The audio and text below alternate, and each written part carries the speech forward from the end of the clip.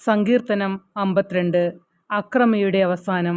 ഗായക സംഘ നേതാവിനെ ദാവീദിന്റെ പ്രബോധനഗീതം. ദാവീദ് അഹിമേലെക്കിന്റെ വീട്ടിൽ ചെന്നിന്ന് ഏദോമിനായ ദോയക് സാവൂളിനോട് പറഞ്ഞപ്പോൾ പാടിയത്: ശക്തനായ മനുഷ്യ, ദേവഭക്തർക്കെതിരെ ചെയ്ത ദുഷ്ടതയിൽ നീ എന്തിനഹങ്കരിക്കുന്നു? ദിവസം മുഴുവനും നീ വിനാശം നിരൂപിക്കുന്നു. വഞ്ചക, നിന്റെ നാവ് മൂർച്ചയുള്ള ക്ഷൗരക്കത്തി പോലെയാണ്. നന്മയേക്കാൾ തിന്മയും സത്യത്തേക്കാൾ വ്യാജവും നീ ഇഷ്ടപ്പെടുന്നു. വഞ്ചന നിറഞ്ഞ നാവേ, വിനാശകരമായ വാക്കുകളാണ് നിനക്കിഷ്ടം. ദൈവം നിന്നെ എന്നേക്കുമായി തകർക്കും. നിന്റെ കൂടാരത്തിൽ നിന്ന് അവിടുന്ന് നിന്നെ വലിച്ചെടുത്ത് ചീന്തിക്കളയും. ജീവിക്കുന്നവരുടെ നാട്ടിൽ നിന്ന് നിന്നെ അവിടുന്ന് വേരോടെ പിഴുതുകളയും. നീതിമാന്മാർ അത് കണ്ട് ഭയപ്പെടും.